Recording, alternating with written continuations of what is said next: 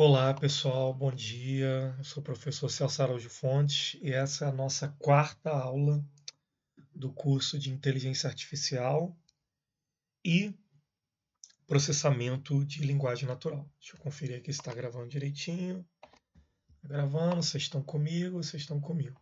Beleza. Bem, pessoal, na aula anterior nós vimos um pouco da biblioteca NumPy. Eu digo um pouco porque ela tem muito mais do que aquilo que a gente viu, tá? Ela é muito grande, muito complexa. É, Vimos como utilizar o NumPy para poder fazer regressão linear e é, vimos também no finalzinho da aula como utilizar é, o NumPy para poder fazer regressão linear múltipla. Beleza? Bem, hoje nós vamos começar a estudar uma outra algoritmo, outra técnica de aprendizado de máquina, que é a regressão logística. A regressão logística, né, ela é um algoritmo de aprendizado de máquina utilizado para resolver problemas de classificação binária. Tá? Diferente da regressão linear, que é usado para problemas de regressão, puramente simples, né, os dados aí daquela maneira que a gente viu, a logística lidar com a previsão de uma variável categórica binária. Ou seja, uma variável que possui apenas duas categorias possíveis, sim ou não, verdadeiro ou falso, 1 ou 0, por aí vai. Tá? A principal diferença entre a regressão logística linear é que na logística a gente vai ver a função de ativação, que é até interessante, porque a gente já vai começar a se acostumar com essa questão de função de ativação e tal. Isso vai ser muito útil lá para frente, quando a gente for ver rede neural. Tá? Enquanto a regressão linear usa uma função linear para prever valores contínuos, lembra? Altura tal, altura tal, peso tal, por aí vai. A regressão logística ela usa uma função logística, também conhecida como função sigmoide, para mapear a saída para um valor entre 0 e 1, representando a possibilidade de pertencer a uma determinada classe, mais perto do 0 ou mais perto do 1, tá? Algo entre 0 e 1. Deixa eu beber o café aqui.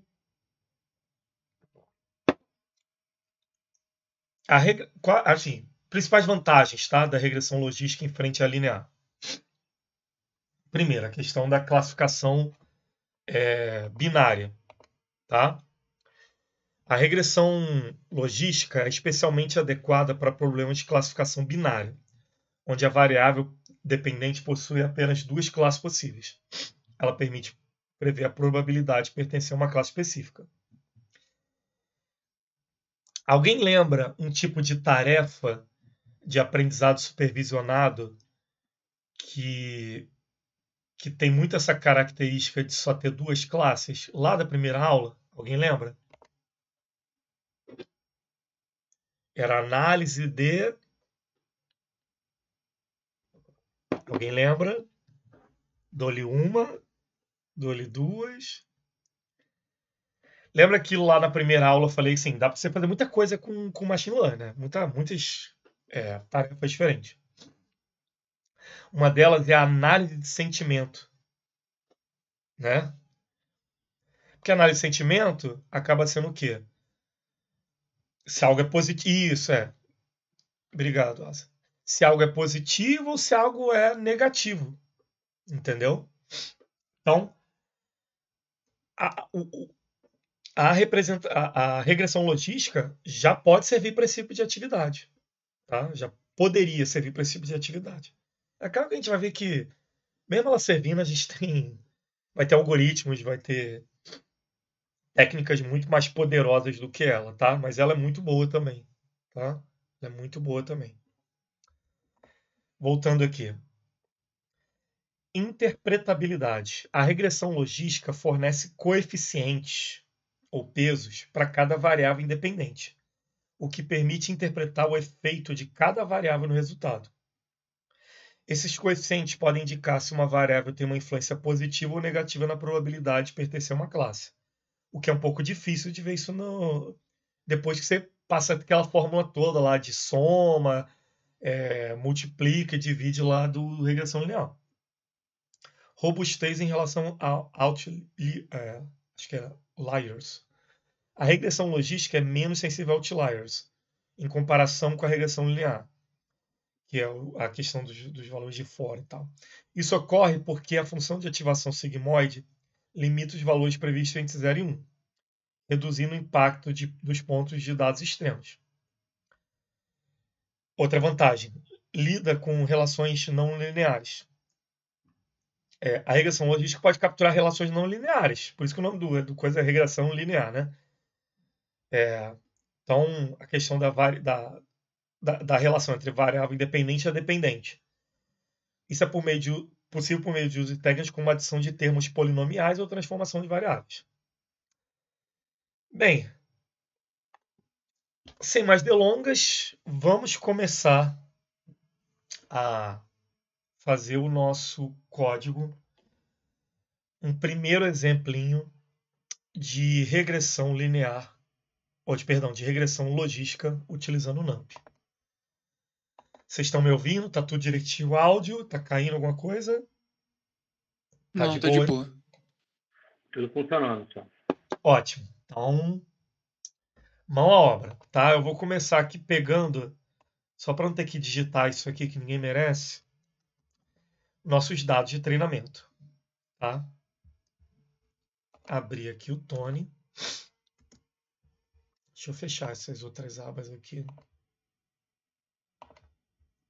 Ai, não vejo a hora de eu migrar lá para o meu desktop lá no Linux, que agora com 32 de RAM e tal, e tá bem legal mesmo.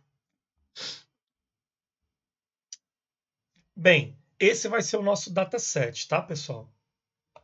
Esse vai ser o nosso dataset. Ele vai ser um conjunto de idades e rendas. Então, por exemplo, nesse dataset que simula como se fosse uma pesquisa, tá? Mas numa quantidade aqui ridícula comparado a uma de verdade. Alguém com 30 anos que ganha, sei lá, 100 mil dólares ou qualquer coisa, moeda que você quiser, por ano, por mês, não importa, ele compraria esse determinado produto. Já a pessoa que tem 25 anos e é 80 mil, não compraria. 35 anos, 120 mil, compraria, 40, e por aí vai, tá? Então, esses aqui são o nosso X e esse aqui é o nosso Y, tá? Beleza? Bem, para não ficar feio... Se a gente pode fazer import depois? Podemos, mas fica feio, né? O import é bom sempre ficar lá em cima, né? Para ficar igual a maioria das linguagens de programação. Então, XNP, vocês já conhecem, né? E vamos importar a nossa bibliotequinha de plotagem também, tá? Vai, plot, SPLT. Só rodar aqui para ver se está tudo certinho. Está tudo certinho.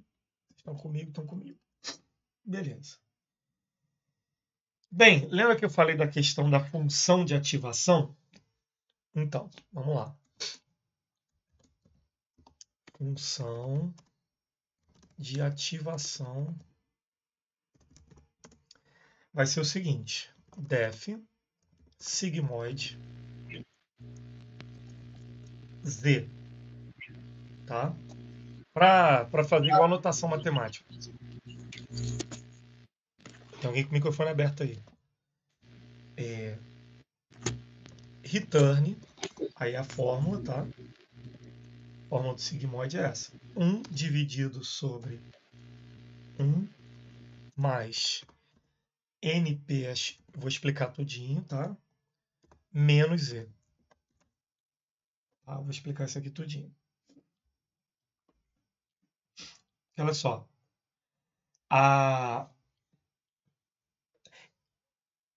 Quando essa função, tá? O NP XP, tá?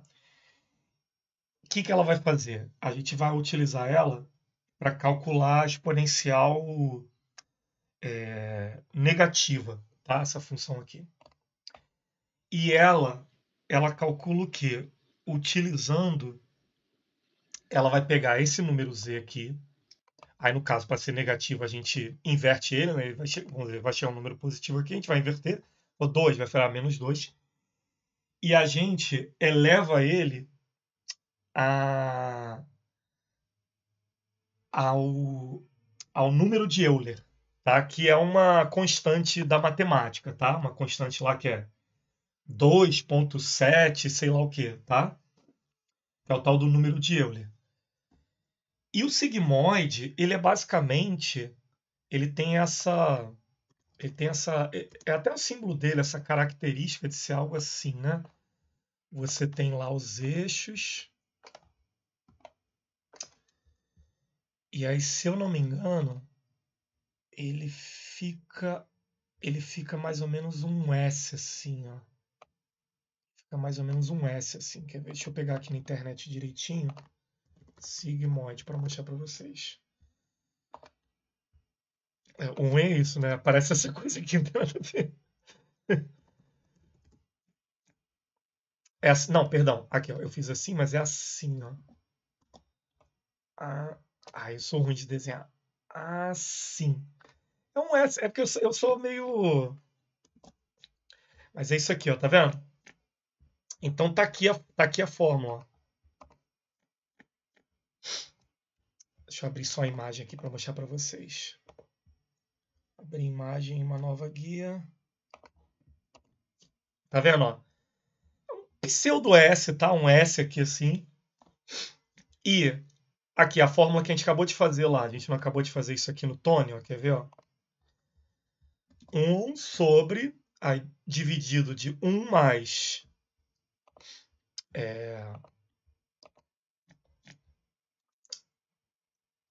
o próprio Tony tem essa função, né, a XP, né, que ele vai pegar e vai jogar esse número aqui que a gente propositalmente está pegando ele e fazendo ele ficar negativo, e ele vai fazer ele elevado a 2,71, não sei o que é o número de Euler, tá?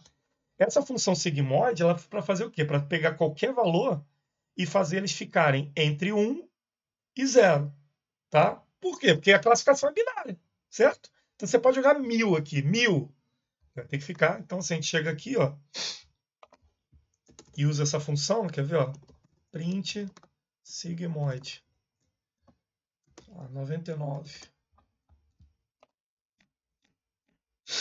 Olha lá, 1.0. Aí, sei lá, joga aqui 5.5. 0.999, não sei o que, tá? Então, qualquer número que você jogar aqui, ele vai, com essa fórmula aqui, ele vai jogar nessa distribuição aqui, ó, geométrica, por assim dizer, e vai ficar qualquer número entre 0 e 1, tá? Então, essa vai ser a nossa função de ativação. Que ela vai servir para quê? Para mapear os valores para entre 0 e 1, para a gente poder utilizar ela para, junto com o resto de toda a lógica que a gente vai utilizar para a regressão logística, a gente poder treinar de acordo com o nosso dataset, nosso X, se um determinado valor novo ele vai ficar entre 0 e 1, beleza? Tá aí tranquilo para todo mundo? Vamos lá. Agora, a gente vai criar a nossa função de normalização, tá?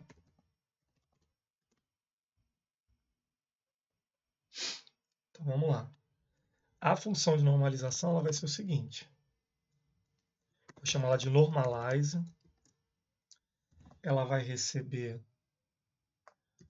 um data, uma média e o padrão, né? O desvio padrão. Ele vai ser...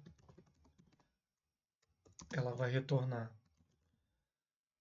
Θ menos a média dividido pelo desvio padrão, tá? Então, a gente vai usar ela para quando a gente pegar e extrair tanto a média como o desvio padrão de cada um desses conjuntos, a gente vai utilizar eles para normalizar os dados antes de começar a aplicar a função de ativação e tudo mais, tá? Então, vamos lá. Papá, deita menos minha. Vamos agora começar a pegar e normalizar os dados de treinamento. Normalizar dados de treinamento. Idade. Min. Idade. Treinamento. Min. A gente viu isso lá naquele dia na aula, né? Então, se a gente ver aqui, ó. Tá? É a média aqui, ó. A média aqui da idade, beleza. E que é a questão do desvio padrão. Vamos lá. STD, idade, treinamento, STD. Tá? Que é esse cara aqui, ó.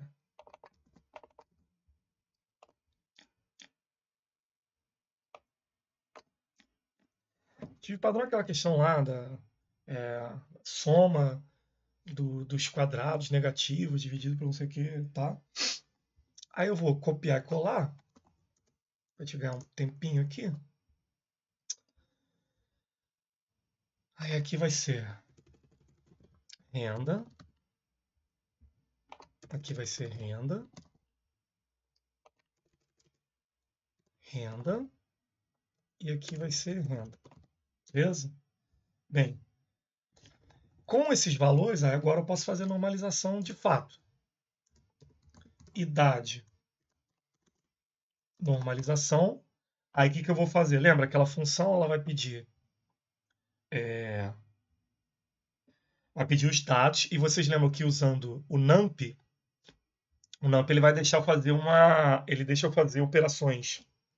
Deixa eu fechar isso aqui, que eu preciso ficar vendo vocês aqui se está tudo ok. O NumPy ele aceita você pegar um NumPy array, né? E você fazer aquele NumPy array todo subtraído por alguma coisa. Ele deixa você fazer isso.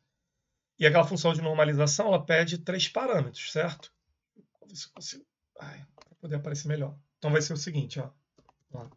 Normalize. Idade, treinamento, que é o original, né? A média e o desvio padrão daquele conjunto. STD. Tá? Idade, idade, idade, beleza? Idade, idade, idade, idade, renda, renda, média, média. Só para conferir se está tudo certinho, né? Porque se eu repetir alguma coisa errada aqui, a conta não vai dar ruim. Aqui é a mesma coisa, renda, normalização, normalize, renda, treinamento, renda, média e o desvio padrão. Beleza? Vou dar aqui para ver se até aqui está tudo certinho. Até aqui o Senhor nos ajudou. Amém. Bem, vamos lá. Agora, a gente vai começar a montar os coeficientes, tá? Então, vamos lá. Parâmetros ou coeficientes iniciais, tá?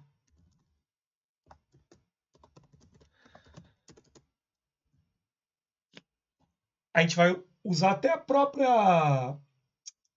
da própria fórmula da regressão linear, da regressão logística, perdão,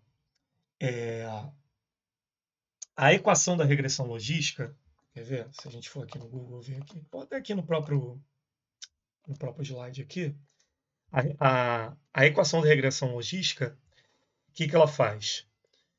Ela usa esses tetas, tá? Que são esses coeficientes, E ela vai fazendo θ, posição 0, mais θ, posição 1, multiplicado por o valor de x que vai entrar, mais... E por aí vai até n, tá? Então, aqui, a gente pode ter um número x de tetos. No caso, a gente vai usar aqui 3. Então, vamos lá. A gente vai colocar aqui θ.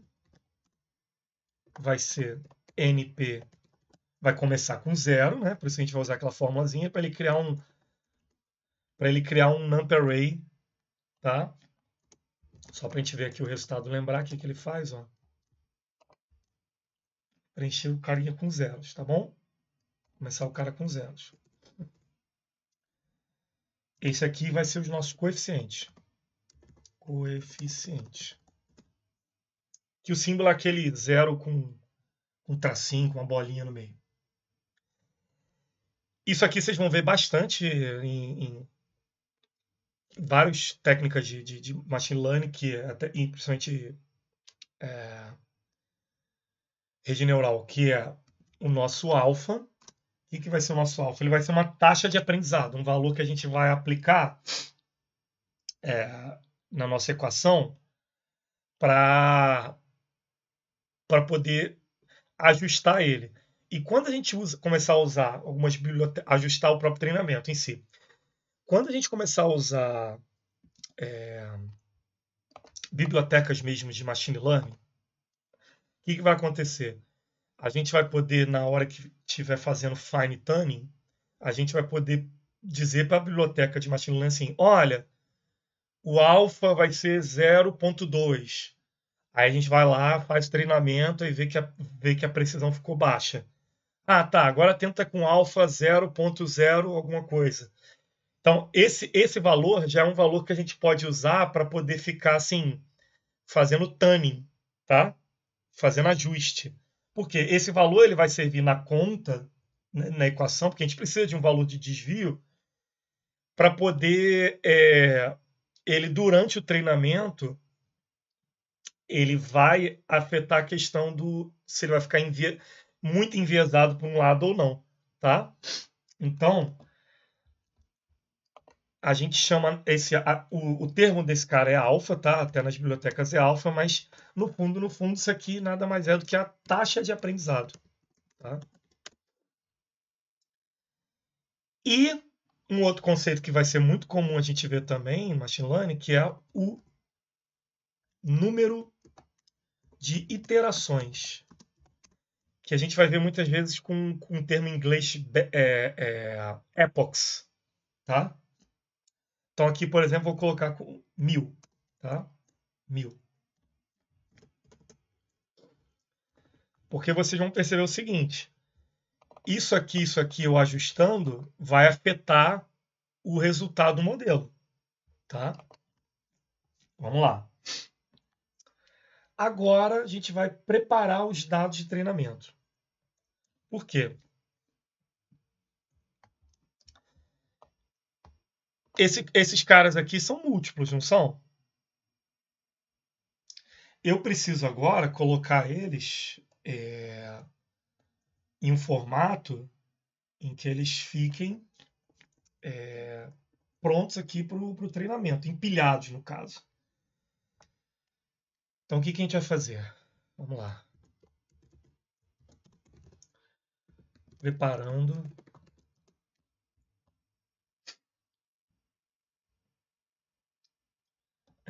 Dados de treinamento.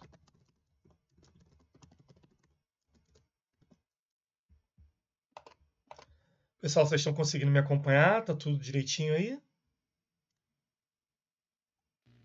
Tá de boa. Beleza. Bora. Porque o ruim de curso online, né, cara, você não consegue ver a cara, você não fica vendo a cara dos alunos assim, né? E você, às vezes, você não sabe se tá falando com a parede, porque às vezes a internet, sei lá, deu um ruim, alguma coisa assim, né? E também ver se o pessoal tá com cara de desesperado ou não. Eu imagino que tá todo mundo feliz agora, espero que sim. A gente vai usar aquela função column stack, tá? só para relembrar como é que ela funciona, aqui, ó, import numpy, asNP. A gente tem aqui, por exemplo, um A1. Aí vai ter aqui np array, ó, 1, 2, 3, tá? A2, np array, 4, 5, 6. Aí a gente coloca aqui a print np column stack. Aí, ó,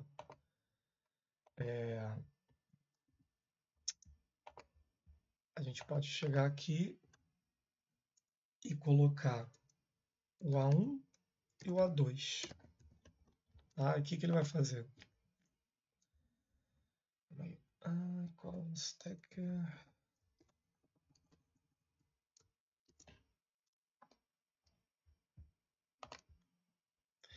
Aqui tem que passar isso dentro de uma lista. O que ele vai fazer? Ele vai empilhar de acordo com, inclusive com o número, né, de arrays que a gente passou. Se a gente passasse um terceiro, ia virar 3D. Aí fica posição 0 do primeiro array, do lado a posição 1 do... Isso aqui lembra muito, assim, o tal do... Um pouco aquela operação de rotação que você tem em BI, né? Lembra um pouco disso, né? Então, assim, o NP Column Stack, ele vai fazer isso aqui, tá? Só que ele faz assim, ó. Como eu passei esse cara com o primeiro, vai ser, ó, posição 0 desse aqui, com posição 1 desse aqui vai formar um subarray. Posição 2 desse aqui, com esse aqui vai formar outro array. E o nome Column Stack é literalmente que ele cria essa pilha, né? Ele cria essa pilha, né? Stack, né? Ele cria essa pilha, tá? Então aqui a gente vai usar ele para fazer o quê? Vamos lá. A gente abre aqui. O idade. A gente vai fazer o seguinte. O primeiro item da pilha, a gente vai criar um array de uns, tá? Tudo com 1, do tamanho desses caras. Lembra? Todos eles têm o mesmo tamanho, então tanto faz quem eu vou escolher aqui. Então vamos lá. np ones.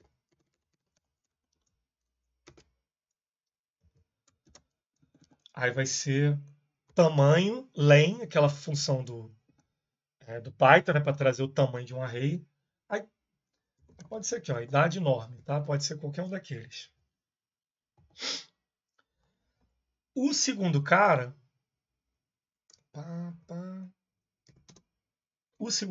aqui, ó, vai ser o próprio normalização aqui, ó, idade enorme. E o terceiro vai ser o renda, né? Já os dados normalizados. Então aqui, se a gente imprimir, a gente vai ver aqui o nosso X de treinamento, aqui, ó, como é que ele ficou. Vai ficar assim, ó. 1. Os dados aqui já normalizados, tá? A gente ainda não usou, não passou, obviamente, o sigmoid, que a gente vai passar ainda. Mas, como a gente pegou lá a média e o desvio padrão e fez aquela conta, aqui a gente já tem, ó. Nessa vai ser um array 3D, né? Onde vai começar com 1, a segunda posição vai ser o primeiro item 0 lá da idade normalizado e o segundo e o item 0 do renda normalizado. Beleza? Lembra? Regressão logística, a gente vai trabalhar tudo que está lá entre 0 e 1. Tá? Vamos lá. Aí, agora a gente vai pegar. Não teria muita necessidade, mas é só para poder manter o padrão. A gente vai criar uma variável y treinamento e ela vai receber literalmente os dados, vai ser a cópia. Só para a gente manter o padrão, tá? A gente poderia usar direto essa variável, mas é só para manter o padrão, tá? Só uma cópia bobinha, tá bom?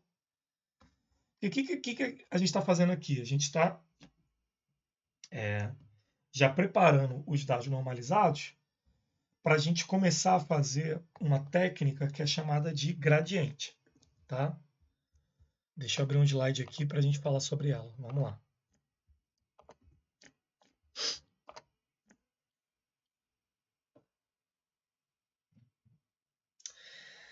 Na regressão logística, o objetivo é encontrar os melhores valores para os pesos, ou o coeficiente, lembra? Aqueles tetas, do modelo que melhor se ajustam aos dados de treinamento. Esse ajuste é feito minimizando uma função de custo, que mede a discrepância entre as previsões do modelo e os valores reais. Por isso que a gente vai ter aqueles vários iterações. A gente vai, durante as iterações, a gente vai tentar diminuir a quantidade de erro entre o resultado que ele vai passar pela equação e o resultado esperado, tá? Na regressão logística, a função de custo é comumente chamada de função de log verossemelhança. O objetivo é maximizar a verossemelhança, que é uma medida do quão provável é que os dados de treinamento tenham sido gerados pelo modelo. O gradiente é uma medida de como a função de custo varia em relação aos pesos do modelo. Ele aponta na direção de maior crescimento da função de custo. Portanto, o objetivo é ajustar os pesos do modelo, porque no final, no modelo, a gente vai ter lá uns pesos, onde o valor de predição vão passar por ele, e a gente vai tentar deixar os pesos o mais otimizados possível para que ele acerte baseado no que ele treinou, tá? Então, portanto, o objetivo é ajustar os pesos do modelo na direção oposta do gradiente, porque o gradiente ele vai aumentando, né, a função de custo. O cálculo do gradiente na regressão logística é realizado usando um modelo de gradiente descendente. A cada iteração, a cada epoch, o gradiente da função de custo em relação a cada peso é calculado. Esse gradiente é multiplicado pela taxa de aprendizado. Aí o hiperparâmetro, que é uma coisa que a gente vai usar lá no futuro, né? que é o alfa e por aí vai. Um hiperparâmetro controla a taxa de atualização do peso. E é subtraído dos pesos atuais. Esse processo é repetido até que a convergência, até que ele fique o mais próximo possível dos valores ou da fatia de valores de treinamento que você passar. Na vida real mesmo, a gente vai passar tudo. A gente vai passar, tipo assim, 20%. Ou o número de iterações seja atingido. Você pode colocar infinito. Vai ficar rodando o computador lá até os pesos ficarem próximos ao ideal. A gente vai ver isso graficamente. Vai ser bem legal, tá?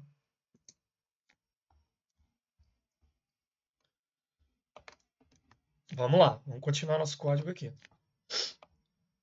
Preparamos os dados de treinamento. Agora a gente vai começar os nossos epochs, tá? Usando que técnica? A técnica do gradiente descendente. Então, vamos lá. Para qualquer coisa, isso aqui, ó, vou mostrar para vocês, tá? Para vocês não se assustarem. Esse for é porque eu não posso perder o meme, né, galera? Pessoal que não é da PGE, qual o nome desse caractere aqui que eu coloquei? Pode colocar o pessoal da PGE. Qual o nome desse caractere aqui que está sendo usado como o ponteiro do laço? Isso, underscore, hein? Pelo amor de Deus, hein? Quem fala underline tá de castigo.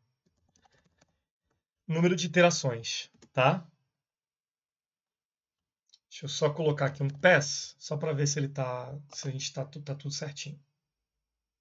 Eu não sei por que carga d'água. Deixa eu ver isso aqui. Tools, Options, Interpreter. Eu não sei porque ele não está fazendo o autocomplete. Deveria estar, mas beleza. Bem, vamos lá. A gente vai começar aqui passo a passo. Vamos ter aqui o Z, tá? Ele vai receber o produto. Qual a função de cálculo produto, né? É o dot de treinamento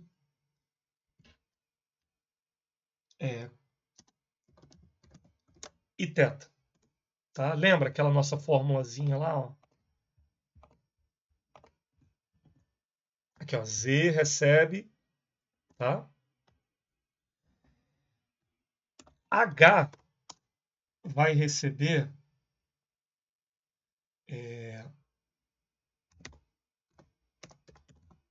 o valor da função de ativação, né, do sigmoide, passando Z sobre aquele produto, beleza? Agora a gente vai ver o custo aqui para poder calcular o gradiente em si. Ó. O custo vai ser a média negativa. Por isso que a gente vai usar a função, mas já vai colocar aqui para inverter. De o valor de treinamento vezes, como é questão de gradiente, qual que é o inverso da operação quadrática? Né? A gente tem que usar aqui o log. O log de h, da função sigmoide. Tá? Mais 1 menos o valor do treinamento, tá? Vezes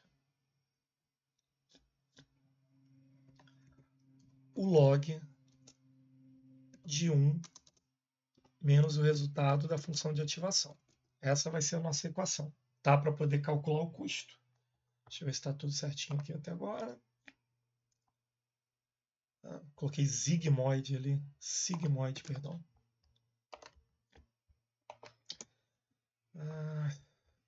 Sigmoide. Sigmoide. Esqueci da letra E. Beleza.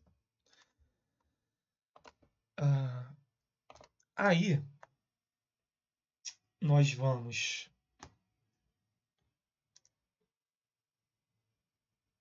pegar o resultado desse cara, se a gente imprimir aqui, ele vai vir um array, tá?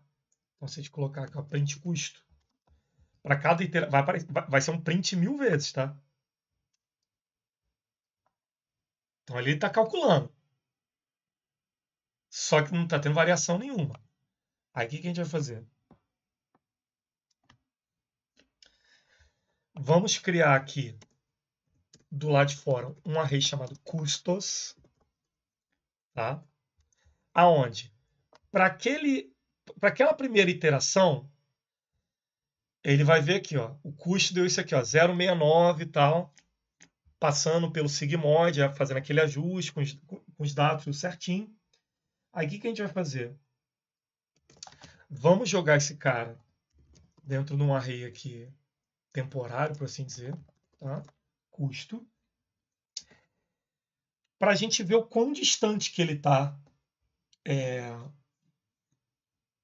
para a gente calcular o gradiente e ver o quão distante que ele está dos dados do Y, né? Do nosso alvo, né? Nosso target. Então aqui a gente vai calcular o gradiente, que vai ser o produto do treinamento. O treinamento, ele tem o X-treinamento, vou mostrar aqui para vocês, antes de fazer isso aqui, tá? Que é o seguinte, X-treinamento,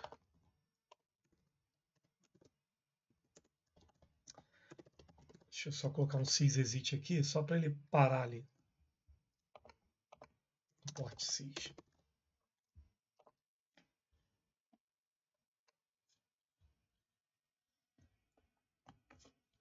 Tá? O que acontece? O NumPy, o NumPy Array, né? quando a gente imprime ele assim, ele volta lá no formato, ele volta no formato original, certo? Agora, esse objeto, que ele é um objeto, ele tem alguns atributos, tá? Ele tem alguns atributos. Um desses atributos, ele é o atributo T.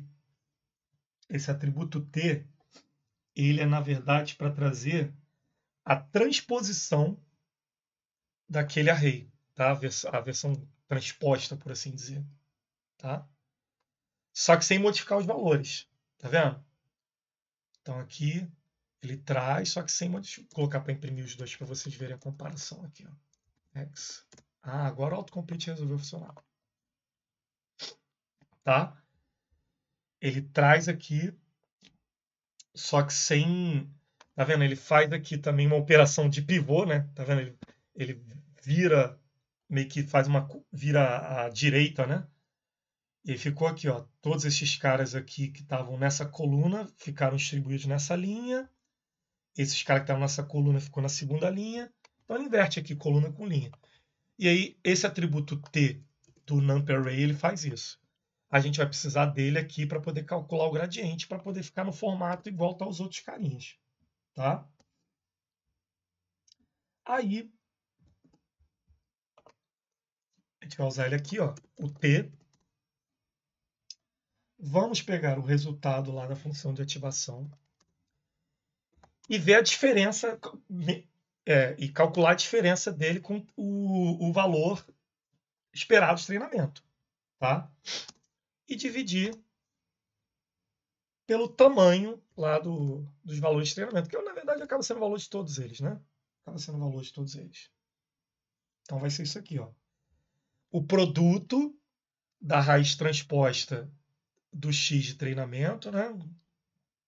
Dos valores utilizados como features para aquele resultado esperado, vai ser o produto dele com a diferença na subtração do sigmoide menos, né, a função de ativação menos o alvo, né, o y, dividido pelo tamanho do y. Esse vai ser o gradiente. Se a gente imprimir ele aqui, ó,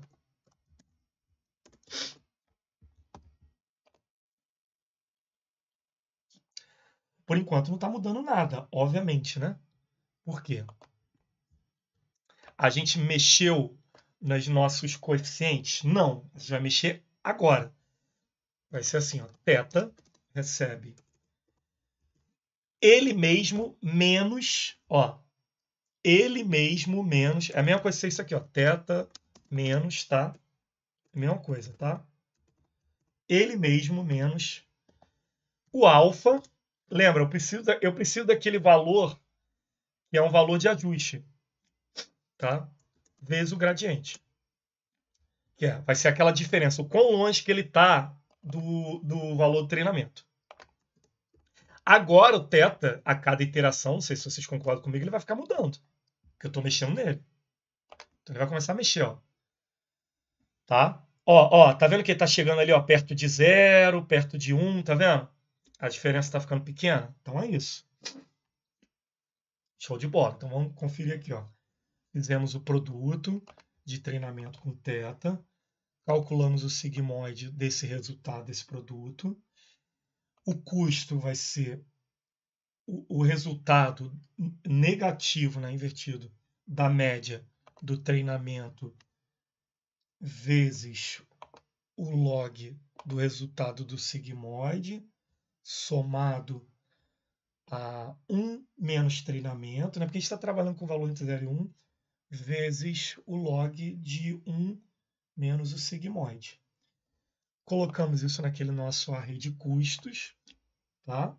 Esse array de custos eu vou usar ele para poder, obviamente, também fazer o gráfico, tá? Aí o gradiente, para a gente ver lá o quão longe que ele está, o quão perto, vai ser o produto da raiz transposta dos valores de treinamento, menos produto dele com a diferença do sigmoide e o valor original do resultado dos treinamentos dividido pelo tamanho da matriz, né, do array de treinamentos. E aí o θ vai ser subtraído com o valor dele original com alfa vezes o gradiente. Beleza? Bem, fizemos aqui as 1000 iterações. Agora eu vou plotar o gráfico, começar a plotar o gráfico. Antes mesmo de fazer predição e tal. Plotando o gráfico. Tá? Plot range, isso é, faça um array novo do tamanho do número de iterações e você vai usar aquela variável de custos, tá? Que é aquele nosso array que a gente foi guardando, né? Os valores. O eixo X vai ser iterações. O eixo Y vai ser o custo. O título dele vai ser title, na verdade.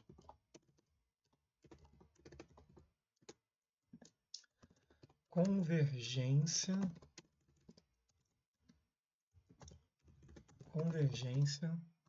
do gradiente descendente. E vamos pedir para mostrar. Eu vou tirar aquele print lá. Eu posso deixar, não tem problema. É que sem o print ali vai ficar mais rápido. Aí, ó. Tá vendo? Lembra quantos tetas eu criei quando eu usei aquele NP0s? Eu coloquei para o teta ter quantos? Hein, pessoal? Para eu ter quantos coeficientes?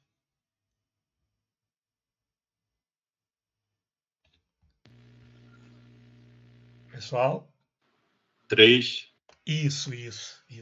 Então, eu usei eles, né, para poder ver para poder calcular o gradiente e tentar, fazendo a subtração, né, com o gradiente, tentar fazer ele ficar o mais perto possível do original.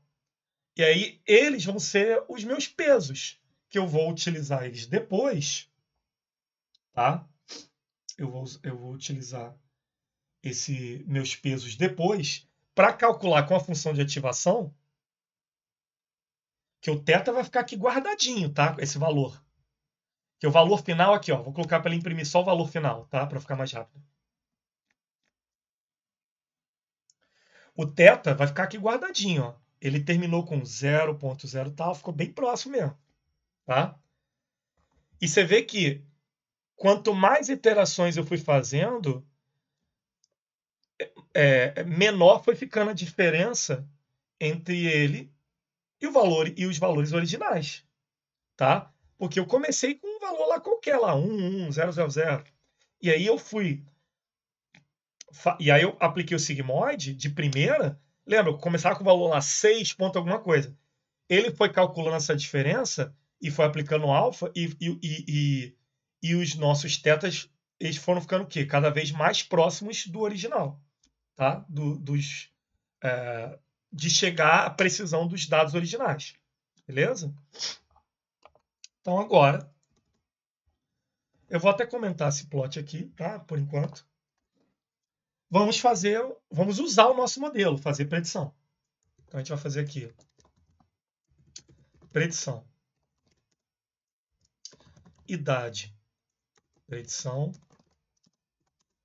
Vai ser um NumPy array. 50 e 40. A gente vai fazer mais uma predição, tá? Duas, no caso aqui, né? O cara tem 50 anos, tem 40 anos. Mas ele tem que dizer qual é a renda dele. Não tem como dizer só a idade, não. Lembra, nossos features ali tem 2 caras.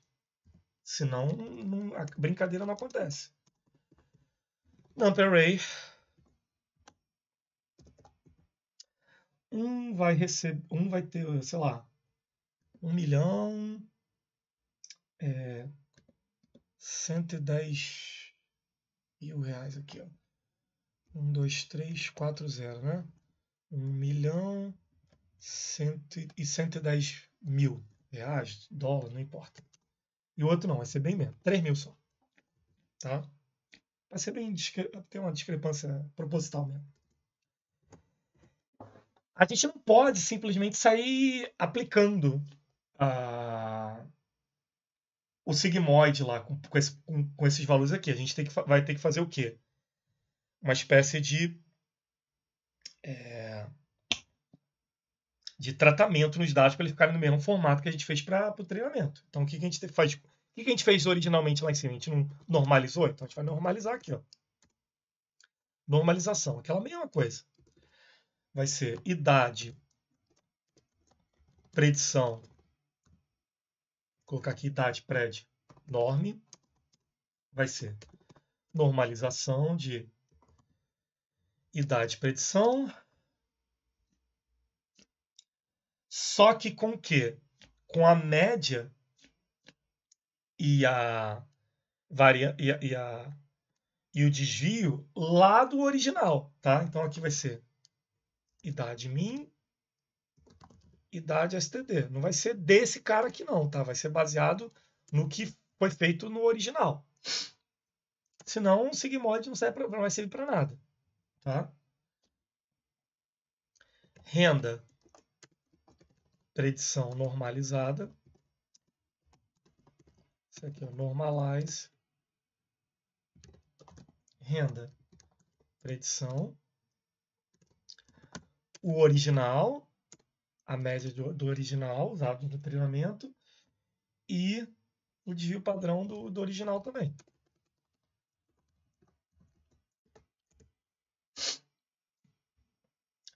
Vamos preparar aqui os dados, ó. Preparação dos dados normalizados vai ser x predição, x maiúsculo. Aí lembra, a gente coloca naquele formato empilhado. Column stack. Aí aqui dentro ele já pede uma coleção, né? Não são parâmetro 1, parâmetro 2, né? np_ones do tamanho do idade pred-norme. O idade pred-norme em si e o renda, para ele formar aquela pilha com nossas features junto e aqueles valores de 1 que a gente usa na conta, na equação. Renda pred-norme. Faltou um parênteses aqui. Tá certo. Esse aqui pega o tamanho. np_ones. Acho que tá tudo certinho aqui. Beleza. Vou rodar aqui para ver se tá tudo certinho. Esqueci de... porque acho que ele tá plotando ali mesmo. Então... Eu coloquei o plot e o show lá para baixo, mole. Deixa eu colocar lá para cima. Desculpa, gente.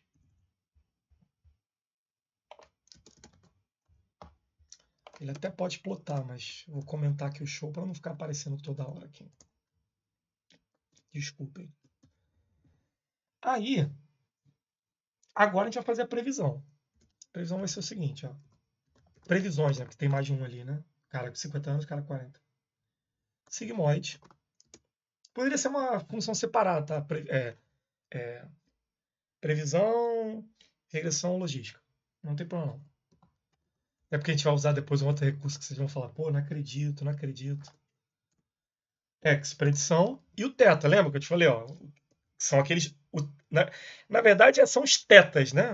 Lá, que são aqueles 3 coeficientes. O valor, ele vai vir com uma pancalhada de casa decimal, tá? Se a gente colocar aqui, ó, print, previsões, ele vai vir com uma pancalhada de casa decimal, tá? Aí o que a gente vai fazer? A gente vai fazer o seguinte. Previsões classes é igual ao arredondamento de previsões, sem casa decimal nenhuma. Então vai ser print previsões, dois pontos. O ideal, novamente, seria a gente dar um apelido e a gente fazer uma correlação com esses apelidos assim, de forma humana, né? Mas a gente já sabe que um cara comprou, 0 cara não compra, tá? Então tá aqui, ó. É porque ali as nossas constantes tá, ó. Vamos voltar, deixa eu aumentar aqui para ficar mais visível para vocês. O cara com 50 anos e com essa renda aqui, ele compra, com o que a gente treinou, ele vai comprar um negócio. O cara com 40 anos e com essa renda aqui, ele não vai comprar um negócio aqui, ó, deu 0, tá? Então, com esses dados aqui, e aplicando essa técnica, a gente implementou aqui o nosso gradiente descendente. A gente pode fazer outros testes aqui, ó, sei lá. Deixa eu ver um que seja mais próximo ali de 30 anos, 100 mil. 30 anos, 110 mil. 110 mil. Vamos ver como é que fica aqui. Aí ele compra, beleza? Igual lá, o parecido com o cara original lá. Agora, eu não sei se só diminuir a idade dele vai influenciar. Talvez não sei. Continua comprando. Eu acho que não é só a idade, né? A idade e a renda, né? Pelos dados ridículos de treinamento, tá? Isso aqui não é um dataset, assim, de verdade, né? Um dataset de verdade, a gente teria alguns milhares de registros nisso aqui, tá? Bem, que lágrima é essa aí, Bruna? O que aconteceu?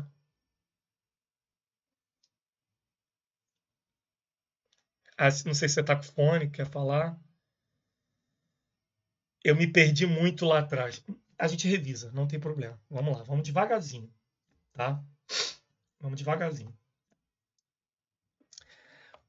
E fora que isso vai estar gravado também, tá, ô Bruno? Fora que isso vai estar gravado também, tá? A gente começou aqui com o nosso modelo. Quais são as features do nosso modelo? Se quiserem, pode abrir o microfone, pode falar, tá? À vontade. Quais são as features do nosso modelo, pessoal?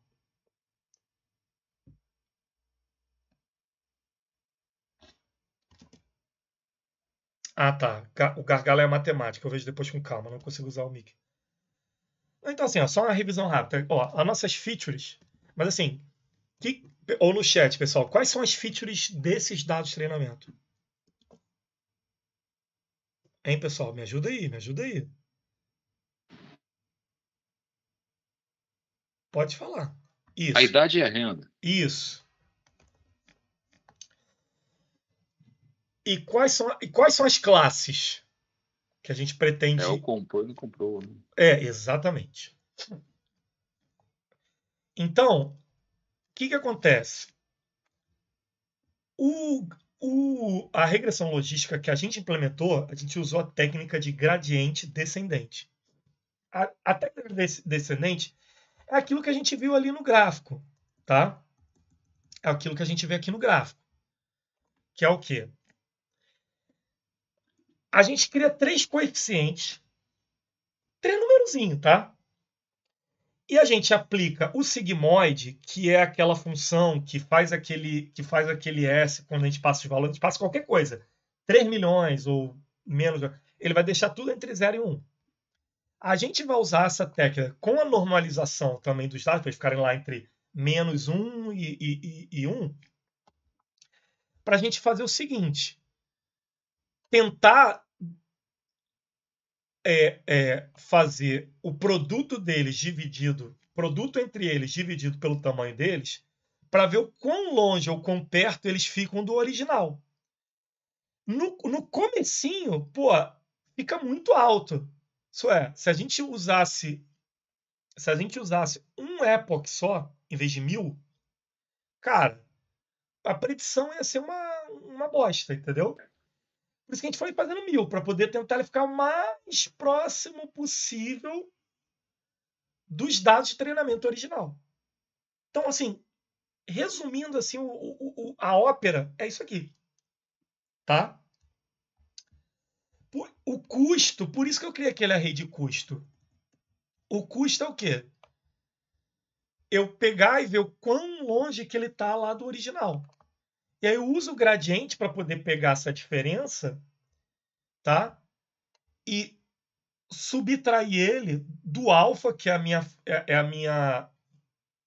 o meu valor de treinamento, que eu posso até alterar.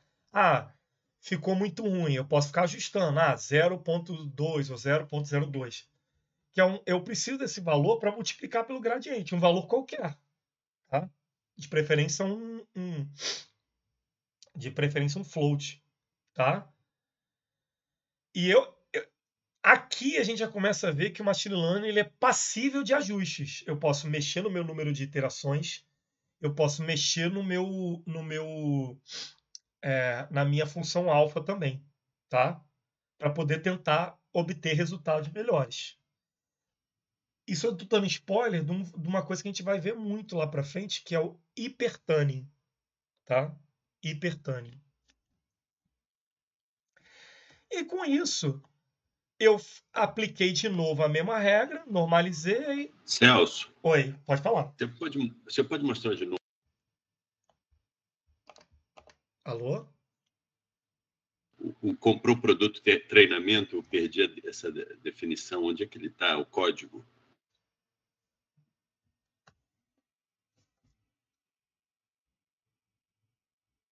Tá vendo? Okay. Tá?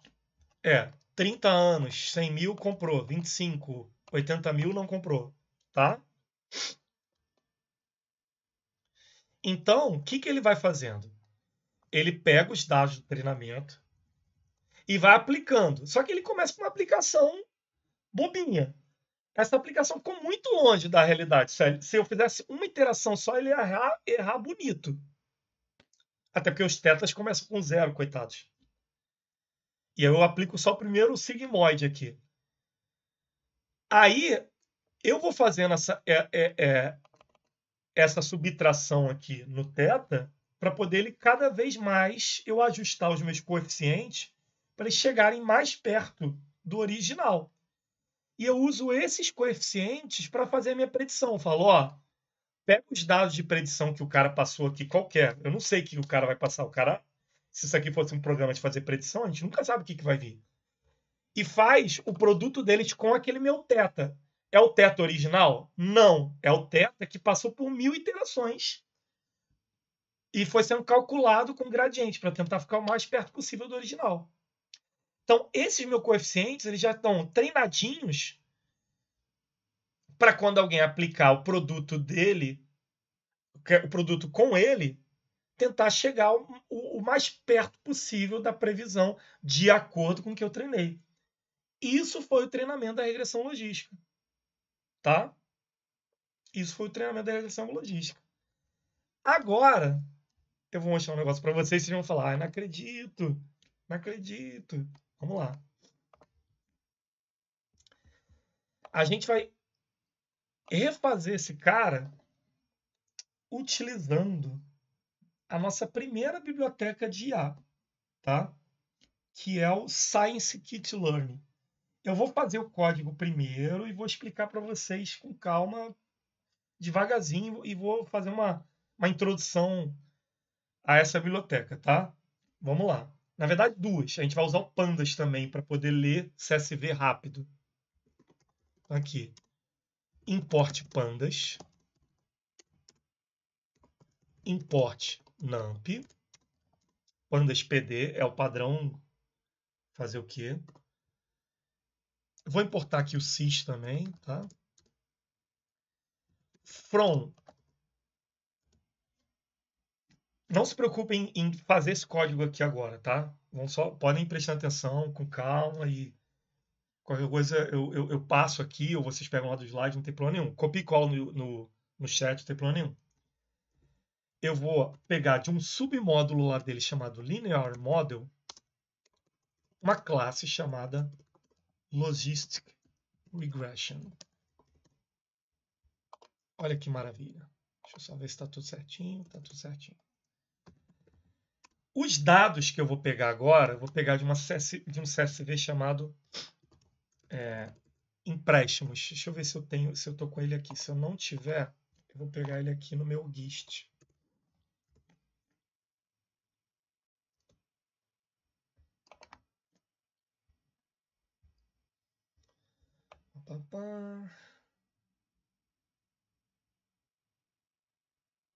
Ó, tem ele aqui, tá? Vou até já jogar ele aqui no chat para vocês. Empréstimos CSV, tá? Ah, não vou nem baixar, cara. Vou dar um Ctrl C aqui. Vou dar um Ctrl V aqui. E vou salvar como empréstimos.csv. Esse cara é o quê, ó?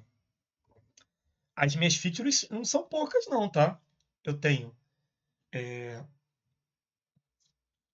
idade, gênero, se o cara tem dependente, se é solteiro ou casado, e o salário anual dele. E aí, se com essas features o cara vai ter um empréstimo aprovado ou não, tá? Vou salvar aqui como... Deixa eu ver em que pasta que eu tô aqui. Agora acho que eu lembro de cabeça. OS, get, e também também, não é. Acho que é direto, cara. Get CWD. Isso. O Python tem uns padrões que ele mesmo não segue, né? Porque, enfim, né? Deixa quieto. Eu tô na pasta download, beleza. Então vai ser lá mesmo. Empréstimos. Ah, já tinha aqui. Mas eu salvo de novo, não tem problema não. Sim. E o arquivo já estava aberto. Beleza, sem problema. Eu vou usar o Pandas aqui, que ele vai me ajudar a ler CSV rápido, em vez de eu ter que usar aquele módulo CSV do nativo do Python. Dados, ponto. Pandas, read, CSV. E outra coisa que ele vai fazer legal aqui também, vou mostrar para vocês. Empréstimos.csv. Print dados. Tá? Não se preocupe, eu vou mostrar como instalar essa biblioteca aqui para vocês, tá? Tá aqui, ó. Beleza, ele trouxe aqui os dados, tá? Aí,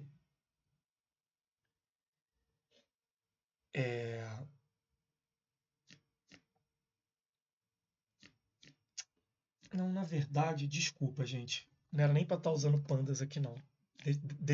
Eu vou deixar esse exemplo aqui salvo aqui. E o outro, estou adiantando as coisas. E o outro, a gente vai fazer sem o... Eu vou só copiar e colar aqui aqueles dados de treinamento. Eu estou queimando largada aqui, desculpem. Vamos lá. Não tem problema não, já fica pronto aquele ali. Deixa eu ter a importação do Panda. Vou tirar aqui. Tá aqui nossos dados de treinamento de novo, tá? Só que o Logistic Regression a gente vai usar. O que eu vou fazer aqui? Vou fazer aquele stack igualzinho. Deixa eu ver se já tem o código pronto aqui. Do stack.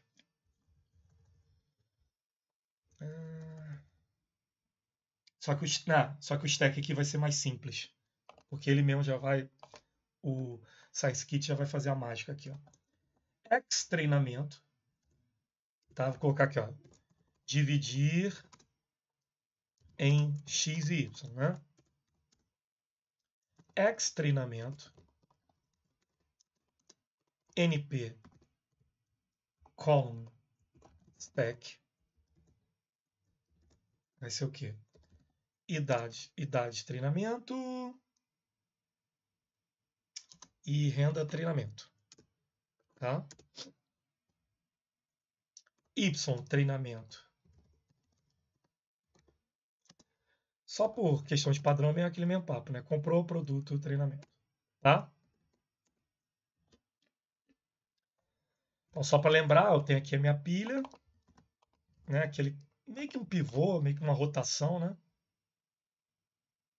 Tá?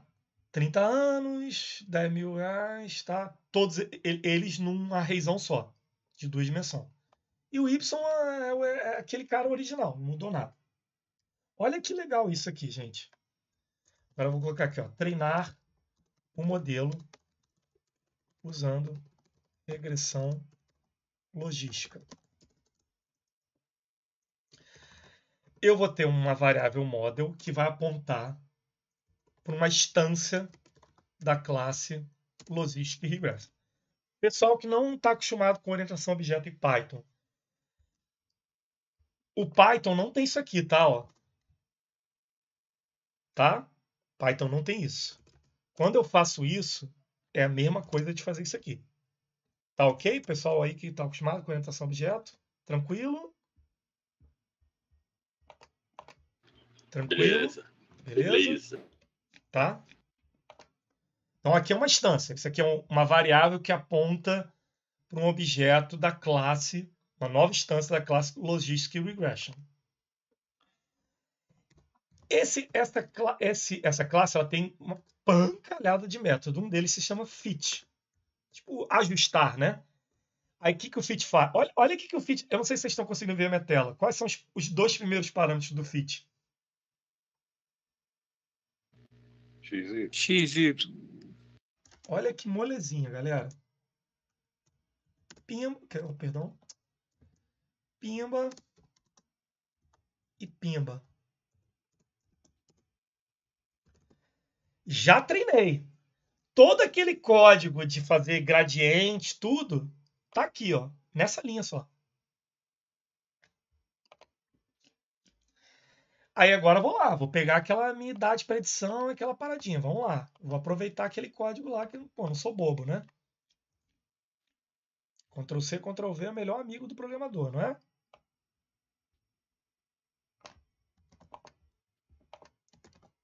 Predição. Vou fazer uma pilha aqui de novo, que eu preciso, tá? Para poder ficar naquele formato de coluna.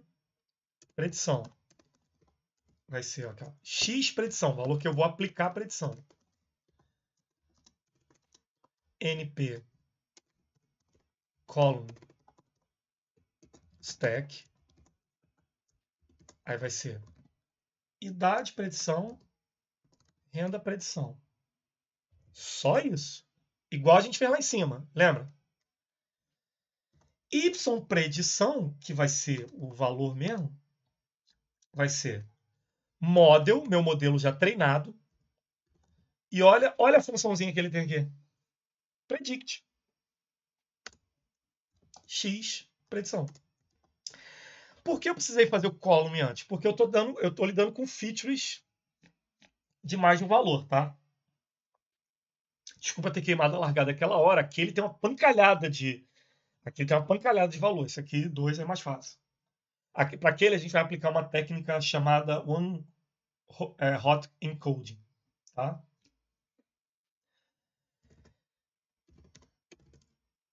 Print a previsão é colocar aqui o F, né, de formatado, para poder chamar a variável aqui dentro. Ah, não, aqui eu vou ter que concatenar aqui de qualquer jeito, tem jeito não. Aqui eu vou ter que... Opa. Aqui eu vou ter que usar um esqueminha de formatação do próprio Python aqui. Que você já chama um ponto aqui. Isso é, você formata a string da esquerda. Tá? E ele vai jogar o valor aqui dentro. Format.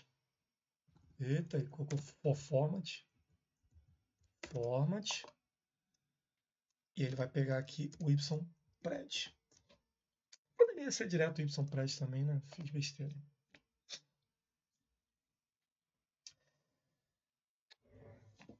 Tá lá, ó. E aí, o que vocês acharam desse códigozinho comparado àquele código gigante?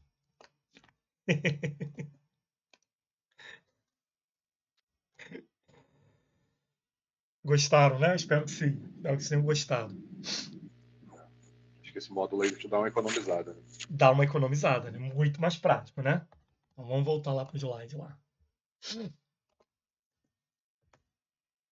Bem, aqui a gente usou uma biblioteca, grande biblioteca, tá? Chamada Scikit-learn.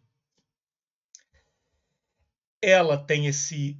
Você pode criar esse objeto, né? Uma instância de model, e a gente vai ver que o Scikit tem centenas de modelos, isso é, centenas de algoritmos de machine learning, onde eu passo meu X-train e meu Y-train, isso é, as minhas features e as minhas labels. Eu treino o modelo usando aquele fit, certo? Aqui, usando fit. E com o modelo ajustado, né, fit de ajustar, eu tenho que ajustar ele antes, tá? Não posso sair metendo predict não, tá? Senão dá ruim. Eu passo um novo conjunto de features e ele me traz as labels predita. Olha que molezinha. Tá? Então vamos começar a falar um pouquinho sobre ele aqui.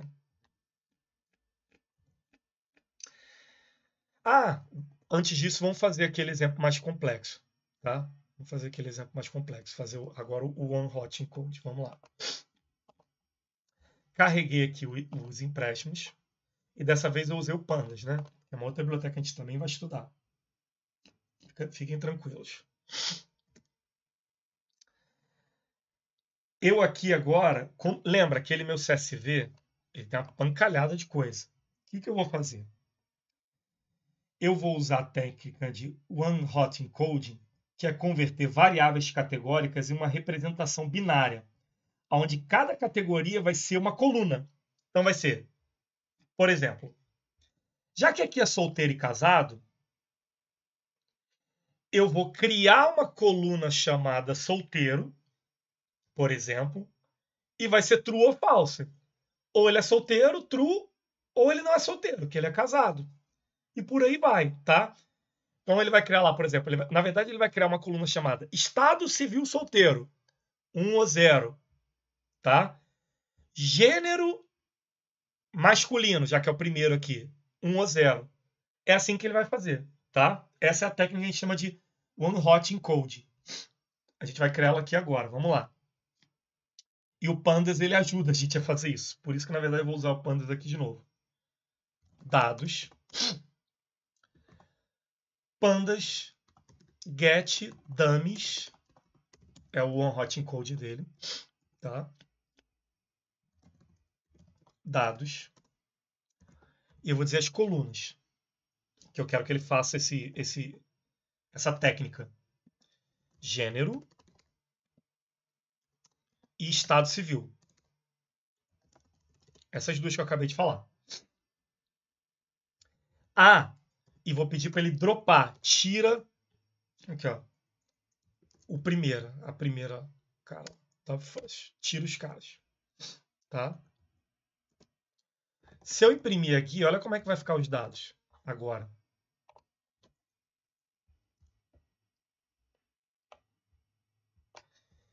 Ele fica com essa carinha aqui, tá? É porque tem coluna pra caramba. Mas tá vendo que aqui, ó, gênero masculino, 1 e 0. Gênero, Estado Civil solteiro, 1, 0, 0. Por quê, ó? Por que os 2 segundos veio aqui, ó? Ele vai fazendo aqui, ó, feminino e tal, e vai... No caso, se o cara não for Estado Civil solteiro... Aqui, ó. Perdão. Estado Civil, né? Aqui, ó. o segundo registro e o terceiro registro ficaram com 0, por quê? Porque eles não são solteiros, tá? Então a gente já está preparando os dados, porque a gente está lidando o quê? Com regressão logística, certo? Eu vou, além disso, na hora que eu preparar aqui o meu X treinamento, parece até nome de hambúrguer, né? X treinamento, né? X estudão, X... Eu vou passar dados, mas eu vou passar dados já dropando a coluna empréstimo aprovado. Alguém imagina por que eu estou tirando ela aqui do X? Axis, né? Alguém imagina por que eu tô tirando ele do X? O dados aprovados? O X treinamento? Por quê? O X, ele guarda o quê, galera? As labels ou as features? O X.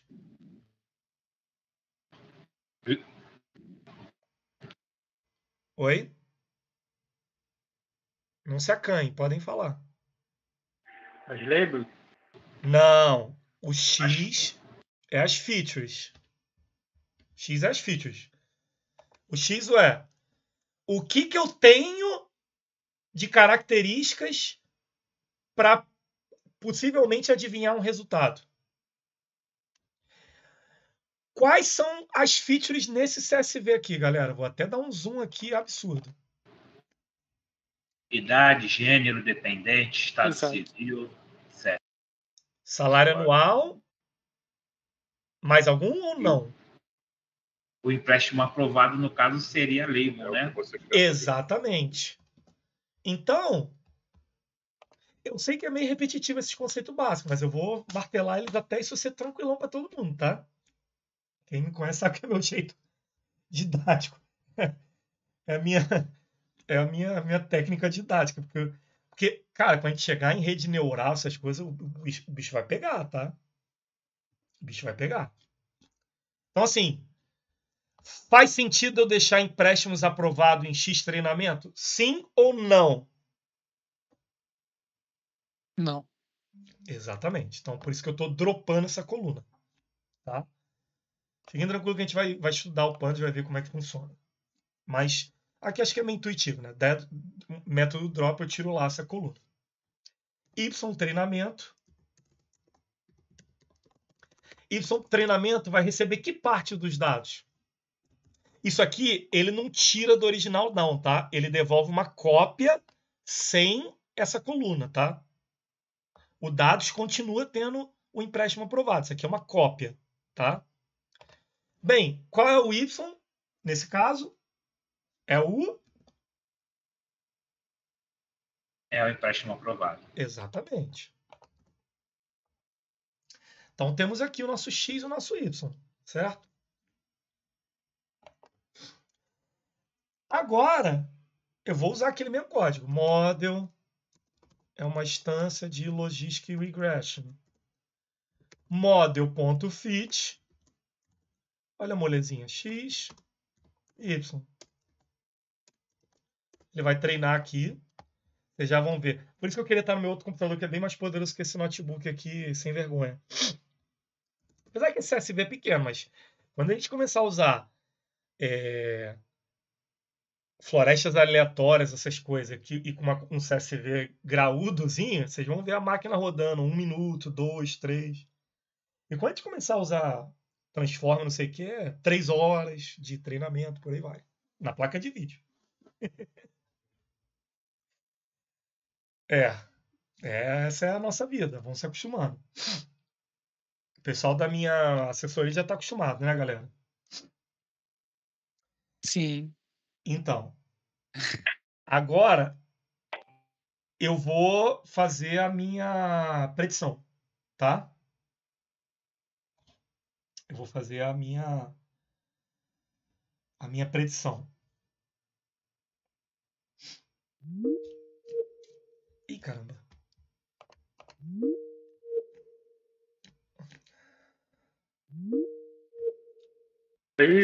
Voltei. O bom é que fez o barulhinho aqui. Se não tivesse feito barulhinho, eu não ia saber. Voltei. Estão me ouvindo, né? Sim, sim. Voltou agora. Sim. Vamos lá. O que a gente vai fazer agora? A gente vai pegar e só para uma questão estética mesmo, colocar aqui, ó, colunas de treinamento vai ser o nosso X-treinamento, tá? Só uma questão estética mesmo. E agora a gente vai criar os nossos dados de predição. A gente vai usar um conceito chamado Data Frame do Pandas. Calma, a gente vai estudar ele daqui a pouquinho. DF predição, Pandas, Data Frame. E a gente vai passar aqui, ele vai criar um Data Frame a partir, tá?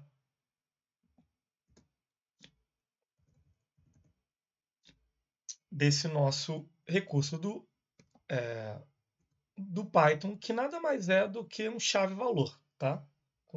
Muito parecido com o JSON. Idade vai ser... Aqui eu vou passar... Eu acho que eu poderia passar a idade direto como 30, mas eu vou colocar aqui como NP-Array 30, por causa do formato lá do modelo. Vou dizer que dependente... Vou dizer que ele não tem nenhum, tá? Salário anual.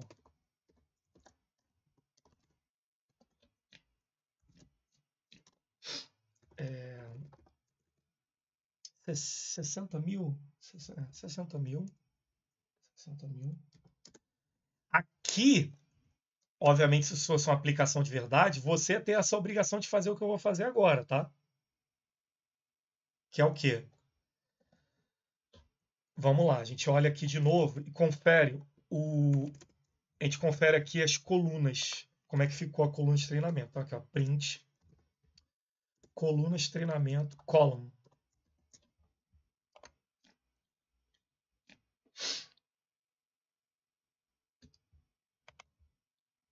Ai, não é column.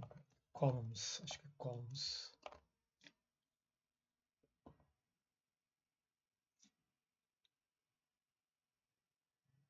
Ó, o nome das colunas ficou o quê? Idade, dependente, salário anual e o gênero. Se isso fosse uma aplicação de verdade, o que você ia ter que fazer? Se o cara passar masculino, aí o que você vai chegar aqui e passar gênero M igual a 1. Mas se for feminino, você vai ter que fazer uma funçãozinha para traduzir isso aqui, tá? Uma obrigação que vai ser sua. Aqui eu estou colocando na mão porque eu estou fazendo um código moqueado, tá? A mesma coisa para quê? Estado civil solteiro. Lembra, a gente está usando a técnica do One Hot Encode. 1. Beleza? Y, predição, vai ser model predict, meu data frame, que a gente vai estudar, o que ele tem, o que ele é. Predição. Aí, cara, aqui é muito, assim... Agora a gente pode até colocar aqui um negócio bonitinho. Ó. If predição. A predição que ele retorna, ele é sempre um array, mesmo se for a predição de um cara só, tá? Então tem que ter essa malícia, que se você colocar aqui, ó, print e pred... Ah, mas eu só estou fazendo predição de um cara só. O scikit-learn ele vai voltar em um array? Vai. Tá vendo? Isso aqui é um array de que tamanho, galera? 1. E qual é a primeira posição? 0. Então aqui você tem que chegar e fazer assim, ó. If y predição 0 foi igual a 1.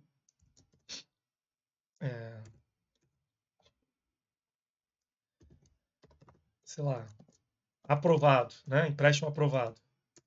Else.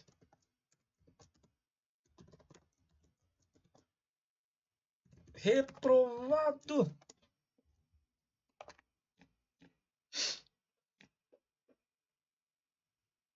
Então tá aqui, pessoal. Ó, esse cara com essas condições, baseado no CSV, os dados CSV que eu passei para ele teria um empréstimo aprovado, tá? Ele teria um empréstimo aprovado. Bem, afinal das contas, o que é o Scikit-Learn? Deixa eu ver se está gravando aqui tudo direitinho. Show de bola. O Scikit-Learn é uma das bibliotecas Python mais populares e amplamente utilizadas para aprendizagem de máquina e até mineração de dados também.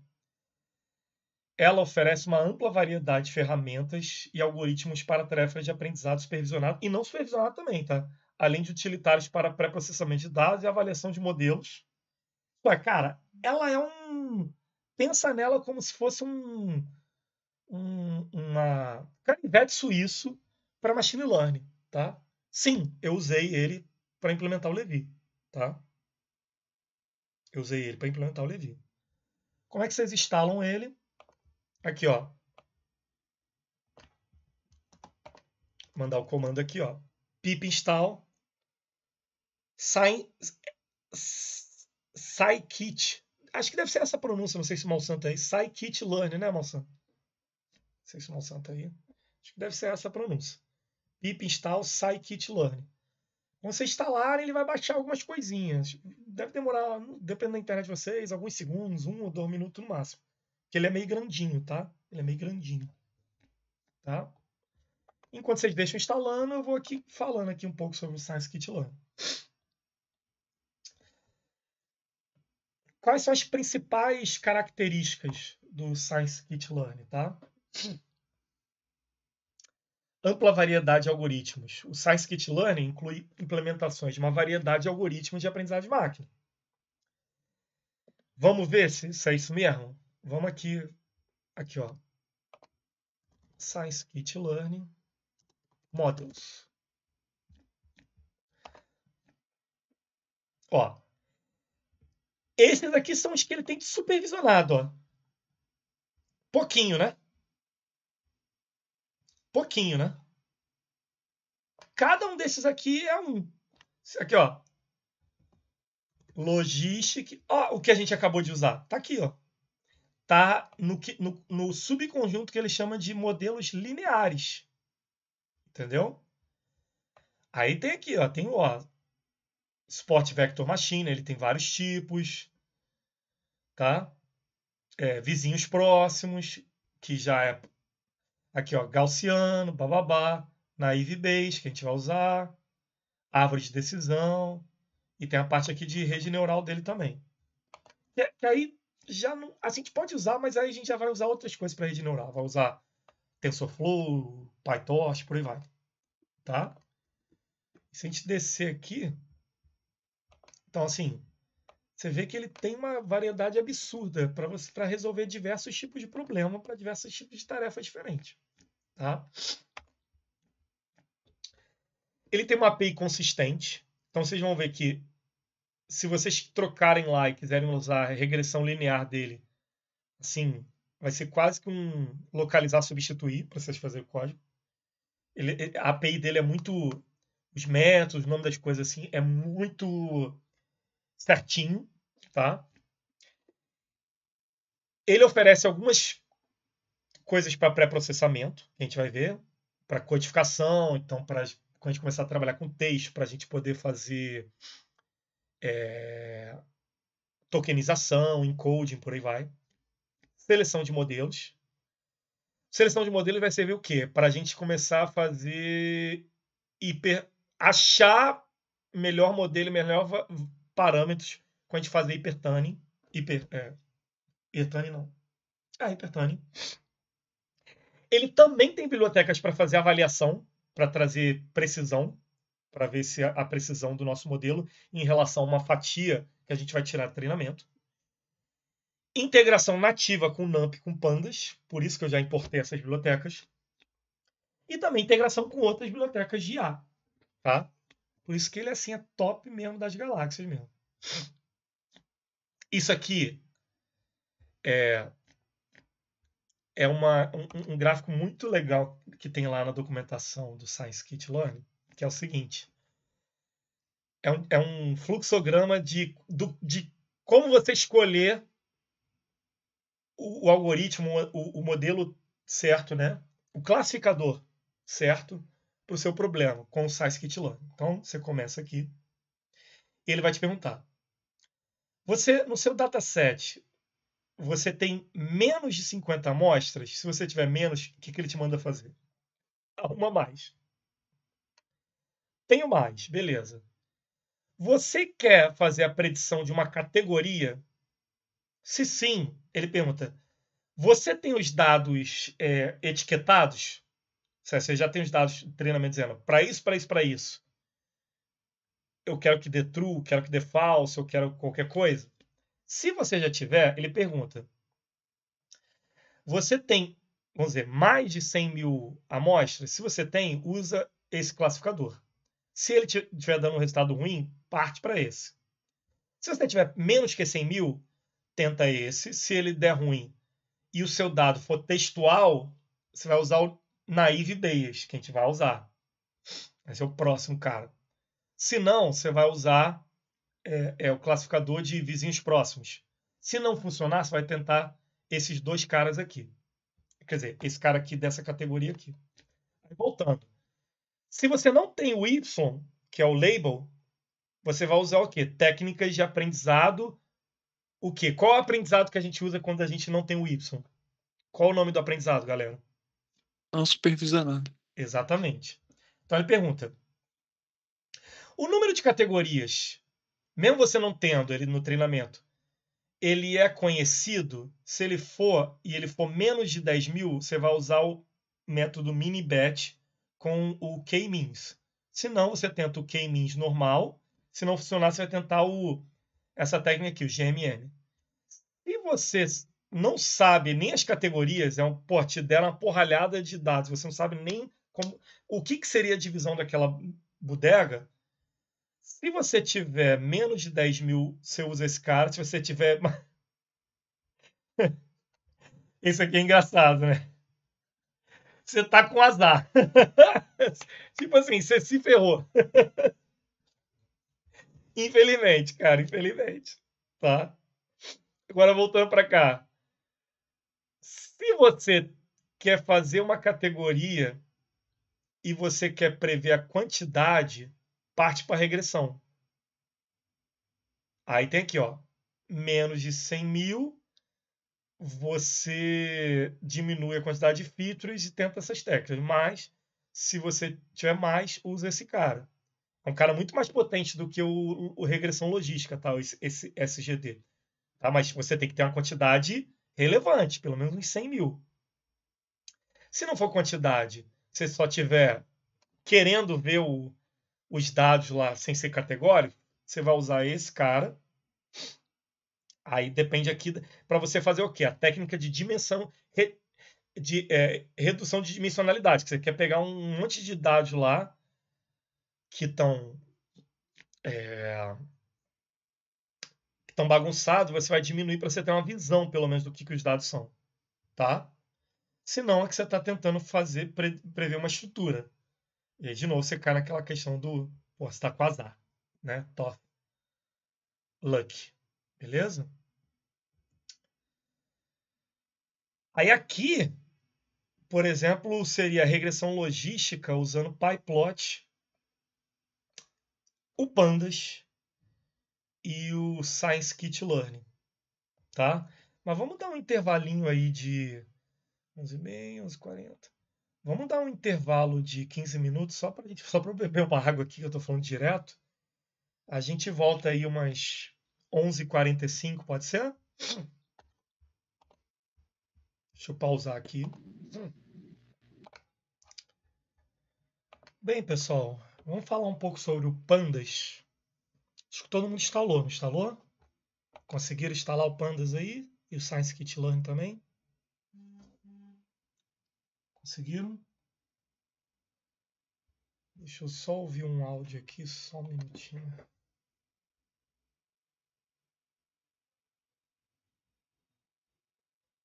Você combinou de buscar o Levi lá com elas que horas?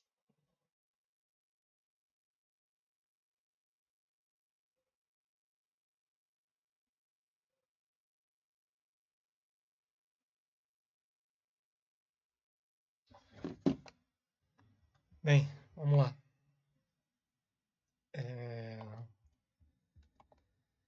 O Pandas, ele é uma biblioteca de código aberto em Python que fornece estruturas de dados e ferramentas para análise de dados de alta performance. Ele é amplamente utilizado por desenvolvedores, cientistas de dados, analistas para lidar com dados tabulares, como tabelas e planilhas. As principais estruturas de dados fornecidas pelo Pandas são o Data Frame, que é o que a gente vai usar mais, mas que é uma estrutura de dados bidimensional, semelhante a uma tabela, igual um Excel, onde você pode armazenar os dados organizados em forma de linha e coluna. Cada coluna pode conter os dados de diferentes tipos, inteiro, ponto flutuante, string, e você pode realizar operações complexas de manipulação de dados em data frames. Tem o Sirius também, que ele é unidimensional, tá? Que é assim, ele tem as funções muito parecidas com o data frame, só que ele não tem essa esquema de coluna e linha, ele é só uma linha zona só, tá? O Pandas também você consegue ler, escrever, CSV, Excel, até SQL a gente vai ver, fazer filtro, agregação, você vai ver. Quem está acostumado com o Cake lá, ele lembra muito o Collection do Cake, tá? Lembra muito o Collection do Cake, tá?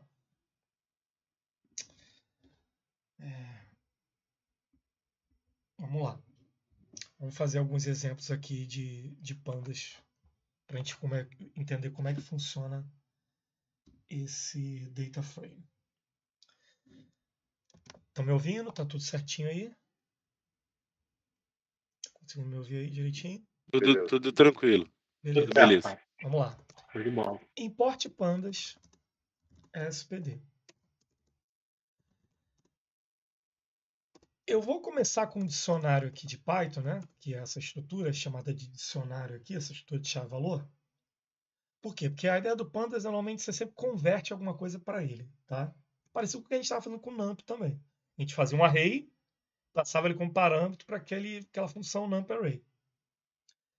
Então aqui eu vou colocar nome, João, Maria e José.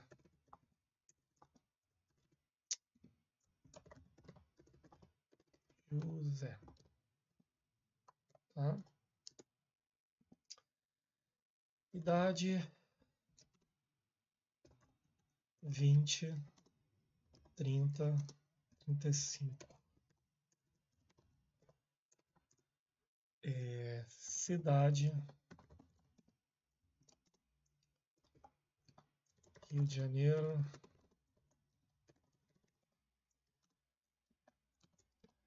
Duque de Caxias. Alô, Caxias. Niterói.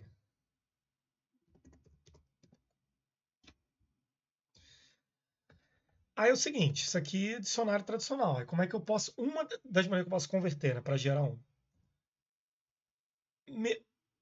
Meu data frame, tá? Infelizmente, pessoal, é padrão também, né? De mercado usar DF para data frame. Ele vai ser uma instância do tipo data frame. Então eu vou lá, chamo o módulo, chamo pandas, falo, ó, quero que você crie uma classe e passo como parâmetro esse dicionário que tem alguns arrays dentro, tá? Se eu imprimir aqui, ele fica com essa carinha, tá? Não é que é a estrutura do objeto, é porque ele tem internamente um método que quando ele precisa ser printado, ele printa dessa maneira amigável. E esse data frame tivesse centenas de linhas, ele mostra as primeiras, aí ele põe tipo assim, reticências e mostra as últimas. Ele tem essa visualização muito bacana, tá? Bem, esse é meu data frame. E lembra, ele é uma instância de um objeto, data frame. Então ele tem atributos e métodos. Por exemplo, ele tem o atributo columns, aquele que eu mostrei para vocês alguns minutos atrás. Tá vendo? As colunas. Ele retorna um objeto do tipo index, tá? Aí tem aqui as colunas para poder visualizar. E como é que eu acesso os dados de uma coluna específica? Chamando pela coluna naquela sintaxe de dicionário do próprio Python. Então aqui assim, ó, nome.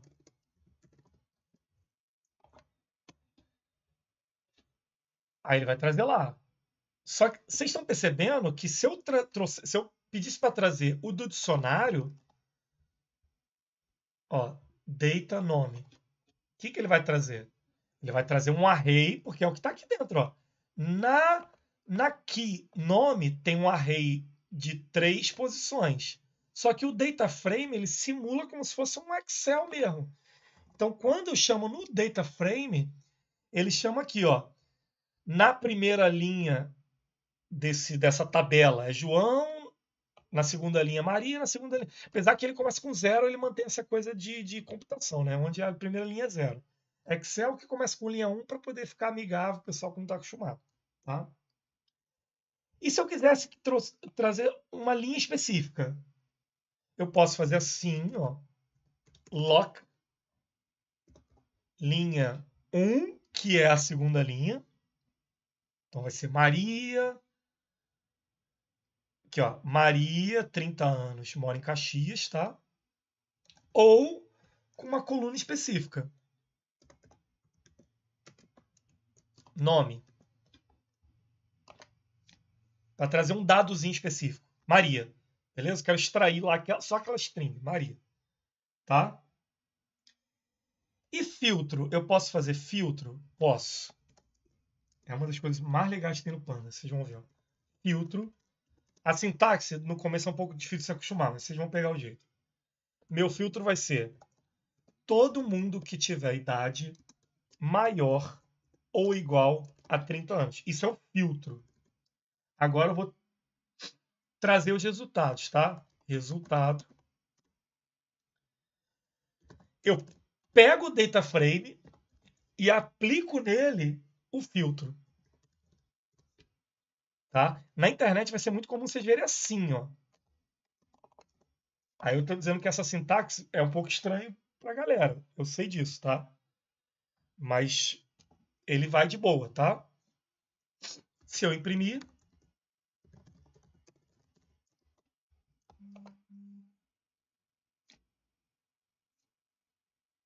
tá aqui, ó. Todo mundo que tem idade maior ou igual a 30 anos. Beleza? Caso maior do que 29 na prática. Outro filtro.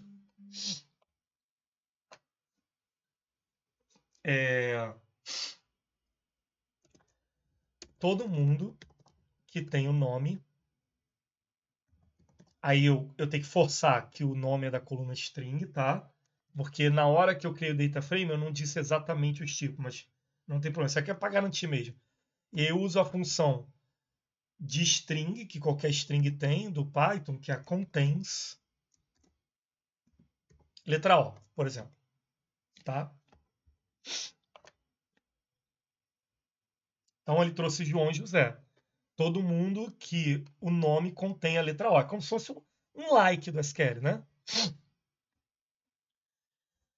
Aí pode ser também um filtro de igual. Então, cidade é igual a Rio de Janeiro.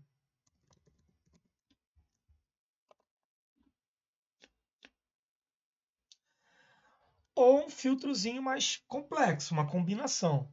Vamos lá. Até vou deixar o Rio de Janeiro aqui. Vou abrir um parênteses. Vou deixar ele aqui no esquema, vou digitar de novo. DF idade for maior ou igual a 24 e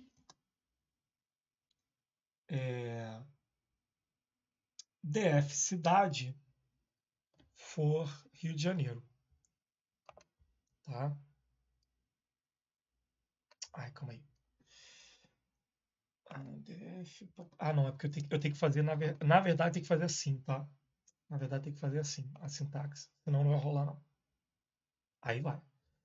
Aí é 24. Ah, tá. Porque o João não tem 24, né? Teria que, por exemplo, trocar aqui, colocar aqui maior ou igual a 20. Beleza. Beleza. Então, pessoal, deixa eu dar uma pausa aqui. Na verdade, tem